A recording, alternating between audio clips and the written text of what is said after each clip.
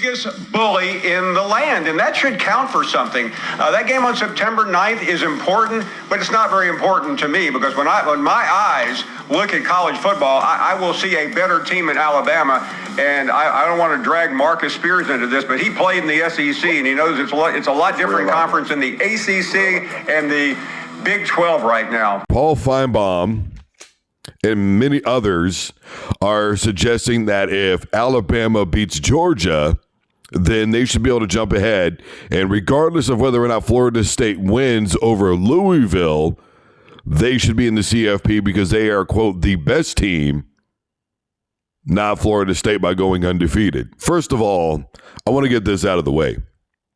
If you're undefeated, because they're speaking in what ifs right now, right? All this is hypothetical.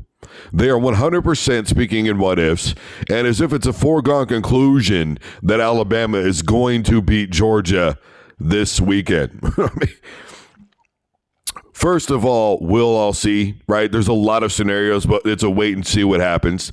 That's first and foremost.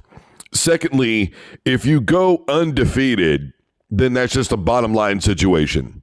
You're in. I've said it about Cincinnati. I've said it about Florida.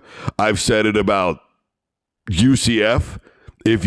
I've said it about Liberty. If you go undefeated, you deserve the right to at least compete.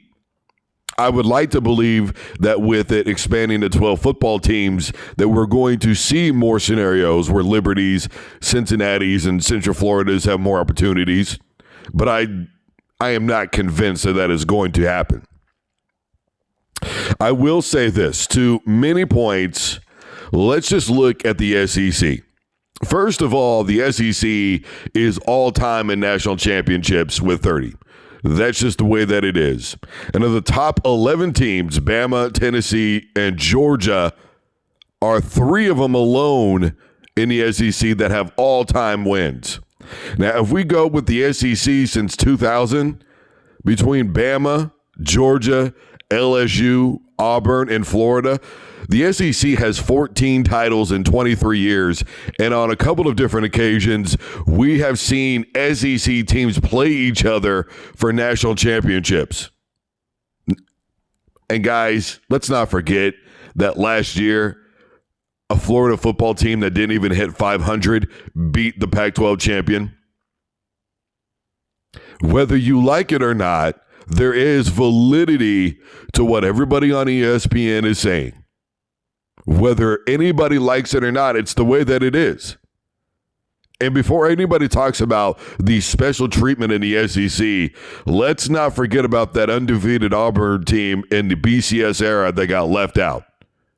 And it was because of a scheduling conflict, and they end up having to play Maine as one of their football games outside of the conference, and it really lowered their strength of schedule, and so they got left out of the BCS title game. Do you remember that? I mean, if anybody's gotten special treatment, it's been OU. It's been Notre Dame. More special treatment than the SEC, I'll tell you that much. Now, you could talk about the strength of the SEC from year to year, and that's a different conversation.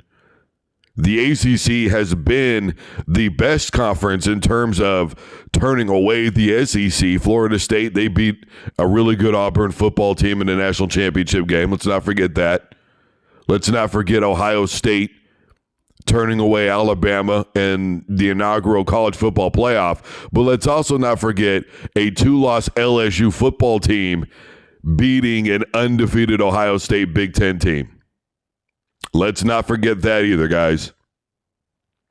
The reality is the SEC is the toughest conference in all of college football, especially the SEC West, which is far and away the toughest subdivision in all of college football.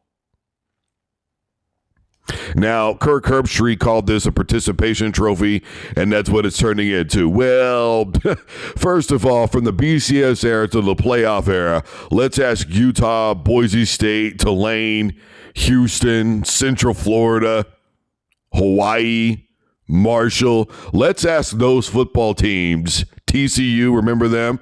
Let's ask those football teams if it's a participation trophy. Because it's not. What about Central Florida? What about Houston? Let's ask those football teams if it's really a participation trophy. I will guarantee you they will tell you that it's not. Central Florida got so damn fed up that they unveiled themselves because they were the only undefeated team in college football. They unveiled themselves as being national champions. Remember that? So for anybody saying that it's a participation trophy and everybody gets in, well, that's just not the case. And for anybody who wants to talk about Cincinnati, I would encourage you to go ahead and go watch that football game again against Alabama. 99% sure it's on YouTube for free, my man. Cincinnati's defense held up very well against Alabama's offense.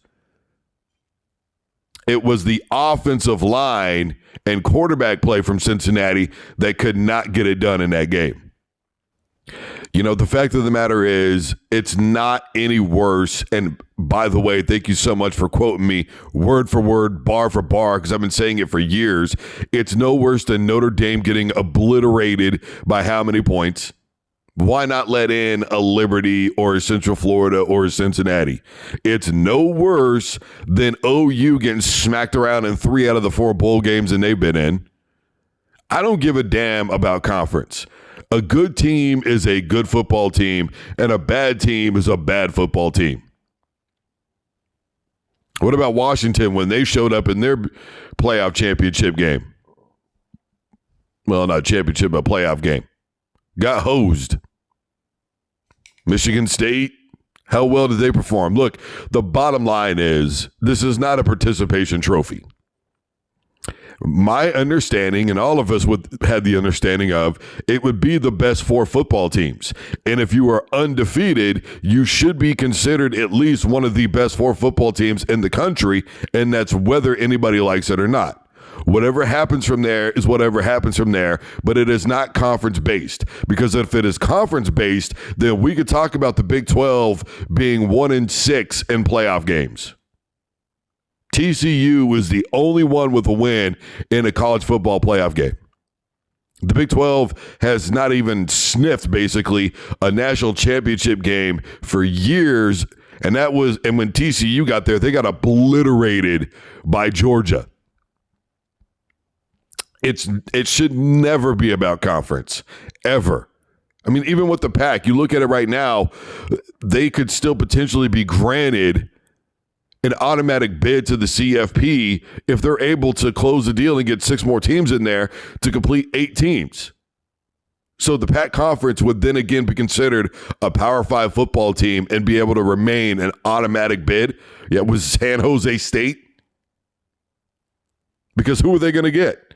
It just, I understand where a lot of these guys are coming from, but I'm sorry. You go undefeated, you did the work, you should get in. That's all there is to it. Alabama had their chance over Texas. They blew it. I think Alabama would beat Texas right now. I've said that a million times over. But you had your shot. You couldn't get it done. But this is all provided that Alabama wins, Florida State loses, and Texas wins. There's a million and one scenarios here, guys. We still got a weekend of football, okay? So let's everybody pipe down a little bit and just enjoy college football this Friday and Saturday, all right?